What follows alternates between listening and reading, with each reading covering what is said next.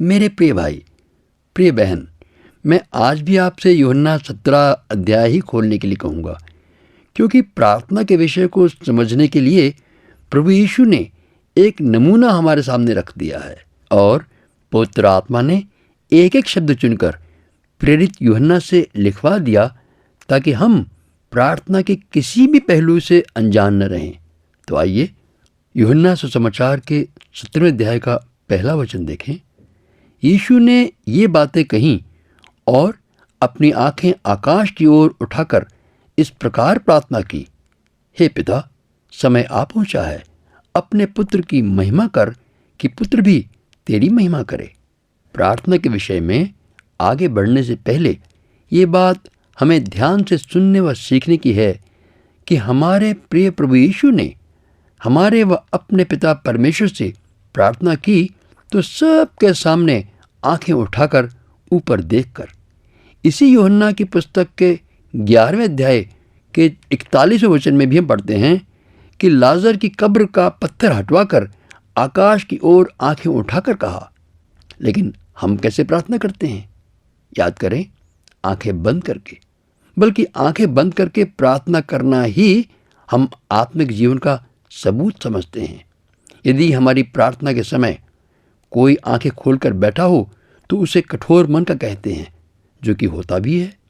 इसमें भेद की बात क्या है? सबसे पहले तो ये जान लें हम कि हम किसी न किसी धर्म या व्यवस्था के बंधन से छुटकारा पाकर ही नए जीवन में दाखिल हुए थे, और उस अवस्था में हम जिसकी भी पूजा पाठ करते थे या जिसकी भी व्यवस्था को मानते थे तो हमारी कल्पना की मेहनत का परिणाम था। और उसी मार्ग में कल्पना को दृढ़ रूप देने के लिए हम आंखें बंद करके अपनी कल्पना के मार्ग या मूर्ति का दर्शन भी करते थे। नया जीवन पाने के बाद हमारी वही आदत, वही स्वभाव बना रहता है। हम छोड़ना नहीं चाहते और पुराना खमीर हमारे जीवन में धर्म की आत्मा का स्थान बना देता है। अनुग्रह की आशीष पाने के बावजूद भी हम व्यवस्था बनाकर रखते हैं। इससे छुटकारा पाना बहुत जरूरी है, अनिवार्य है। अब आंखें खोलकर प्रार्थना करने में दूसरी भेद की बात यह है कि कितना हमारा परमेश्वर के साथ घनिष्ठ संबंध है, कितना हम पिता पुत्र के रिश्ते की असलियत को जीवन में ले पाए हैं, उस पर निर्भर हैं। मेरे अजीज, जरा जांचिए, आंखें बंद करके कहीं आप दाढ़ी वाली, सुनहरे लंबे बाल वाली यीशु की सूरत को तो नहीं देखते। इतना ही नहीं, आप कभी कभी प्रार्थना पिता से करने के बजाय यीशु से ही प्रार्थना करनी शुरू कर देते हैं। याद रखें कि परमेश्वर से प्रार्थना करने के लिए हमें कल्पना से ये समझ लेने की कोशिश करना कि परमेश्वर प्रार्थना सुन रहे हैं, महसूस करने की कोशिश करना कि परमेश्वर मौजूद है, उनका ऐसा रूप होगा।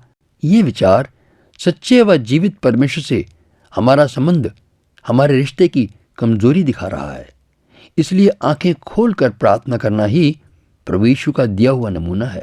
पर मेरे प्रिय भाई, मेरी प्रिय बहन, ये आप तभी कर पाएंगे जब आपका जीवन शीशे की तरह साफ है, यानी जीवन में गुप्त रूप से काम करने, कुटिलता के मार्ग पर चलने तथा दिखावा देने की बातों से आपको घृणा होने लगे। जब आप परमेश्वर की वास्तविकता पर विश्वास करें, परमेश्वर का वचन आपके लिए परमेश्वर से बातचीत की तरह हो। दरअसल हमारे विश्वासी समाज में ये कुरीति इतनी पक्की जड़ पकड़ गई है तथा इसे अनुकूल वातावरण मिल गया है कि हमें पूरी तरह से उपवास व प्रार्थना द्वारा छुटकारा पाने की जरूरत है। आइए अब चले हम प्रार्थना के अपने विषय पर। प्रिय प्रभु यीशु की प्रार्थना में पहला विषय परमेश्वर की महिमा का है। आगे बढ़ने से पहले हम दर्शन पालें इस योजना का। अधिकतर धारणा यह है कि यीशु ने सलीब पर दुख उठाया, जो कि परमेश्वर की योजना थी। यीशु को 39 कोड़े पड़े, उसका इतना ज्यादा खून बह गया कि सलीब पर सबसे पहले उसी के प्राण पखेरु हो गए। जी नहीं, ये मनगढ़ंत विचार शैतान की योजना का हिस्सा है। बल्कि यीशु ने सलीब पर अपने आप प्राण देकर कई प्रकार से परमेश्वर की महिमा प्रकट की।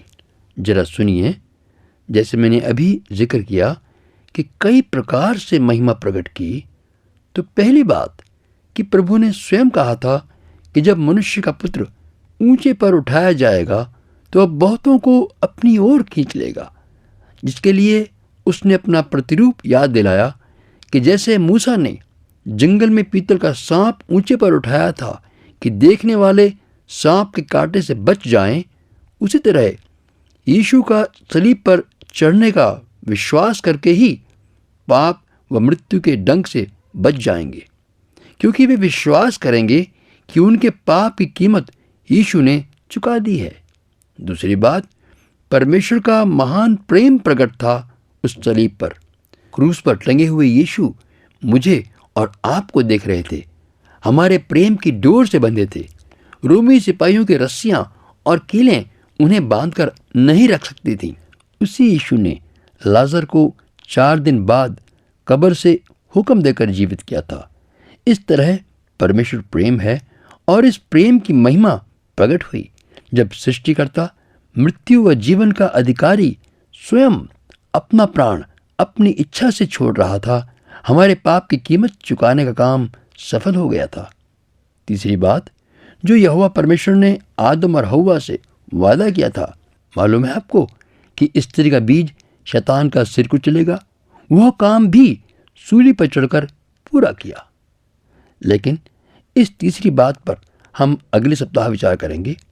अभी हम मनन करें कि आज हमने परमेश्वर से अपने रिश्ते को अधिक स्पष्ट और मजबूत बनाना है, कि हम आंखें खोलकर वास्तविक व जीवित परमेश्वर से पिता कहकर उनकी गोद के प्रेम का अनुभव करते हुए प्रार्थना किया करें और परमेश्वर की संगति में प्रार्थना को अपने जीवन में महिमा का विषय पहचानें।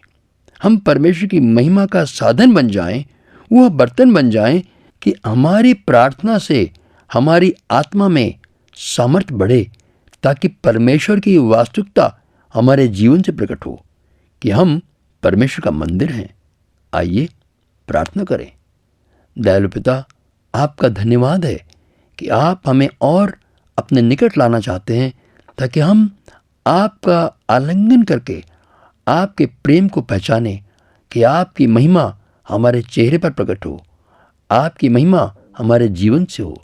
धन्यवाद आपके इस महान प्रेम के लिए, आपकी महान दया के लिए, प्रभु यीशु के नाम में, आमीन।